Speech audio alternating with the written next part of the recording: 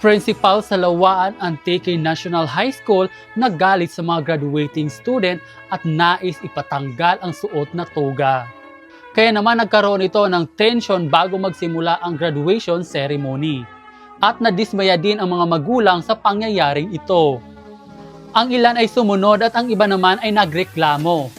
Ayon naman sa investigasyon ng School Division of Antique, ayon sa pulong ng guro at mga magulang, napag-usapan daw na magsuot na lamang ng school uniform ang mga graduating student para gawing simple ang graduation ceremony.